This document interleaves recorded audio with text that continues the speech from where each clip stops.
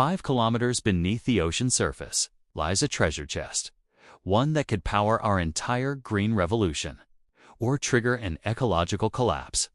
We cannot reverse. These small potato-sized rocks scattered across the silent floor of the Pacific are the new gold, and the race to claim them is already rewriting the rules of global power. The question is no longer whether we go down there. The question is what we are willing to destroy to bring it back up. 4 million square kilometers.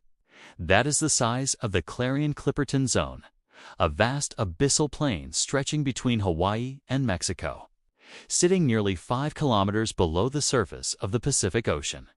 It is one of the least explored environments on Earth. It is also one of the most coveted. On its seafloor lie polymetallic nodules, dense, dark formations the size of potatoes, formed over millions of years as minerals slowly crystallized around a single grain of sediment. They hold manganese, nickel, copper, and most critically, cobalt. Cobalt, the element at the heart of lithium-ion batteries.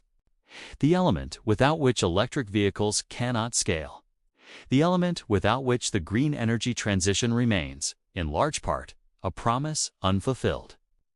The Clarion-Clipperton Zone alone is estimated to hold more cobalt than all known land-based reserves combined. This is not a geological curiosity. This is a strategic asset. For decades, deep-sea mining existed only in theory. Too expensive, too technically complex, too far from the surface to be worth the risk. That calculus has changed. Today, more than 30 exploration contracts have been issued by the International Seabed Authority, the United Nations body that governs mineral extraction in international waters. Companies backed by governments, from Canada to China to Norway, are no longer just surveying. They are testing, deploying, competing. China, in particular, has moved with purpose. It already controls a significant share of the world's land-based cobalt supply, much of it through operations in the Democratic Republic of Congo. Now it is positioning itself in the deep ocean as well. For Beijing, deep-sea mining is not just an industrial project. It is an extension of a broader strategy to control the critical minerals that will define the next century of technological power. And Washington is watching. So is Brussels. So is Tokyo. The abyssal plain has become a new theater of geopolitical competition. But beneath the race for resources lies a risk that cannot be easily priced. When a mining vessel sends a collector machine crawling across the seafloor, it does not extract cleanly. It disturbs. Sediment plumes, vast clouds of fine particles billow upward and outward, potentially traveling hundreds of kilometers through the water column. What lives in that sediment? What ecosystems depend on that silence? Scientists are still learning. The Clarion-Clipperton Zone harbors species found nowhere else on Earth, organisms adapted over millennia to one of the most extreme environments imaginable. Cold, dark, pressurized, still disrupting that environment. Even once could trigger cascading extinctions across a food web we do not yet fully understand.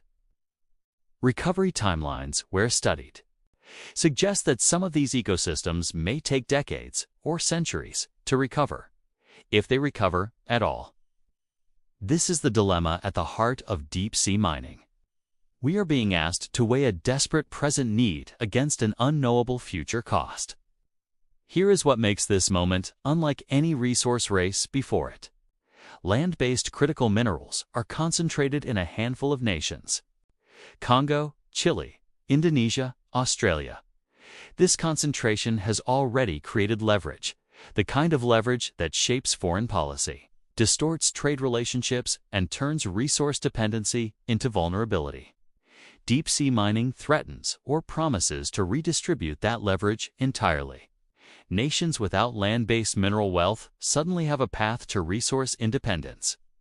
Small island states in the Pacific hold exclusive economic zones sitting above nodule-rich seafloors. The International Seabed Authority, once a relatively obscure UN body, has become a geopolitical arena where nations lobby, negotiate, and maneuver for licensing rights that could be worth hundreds of billions of dollars. Whoever controls the regulatory framework controls the race. And the race is already underway. We stand at a threshold. Below us, minerals that could accelerate the most important energy transition in human history. Around us, an ecosystem that has never known human interference. The choice we make in the next decade will not just determine who powers the future. It will determine what kind of future we are willing to build, and what we were willing to sacrifice to get there. The deep ocean has been silent for millions of years.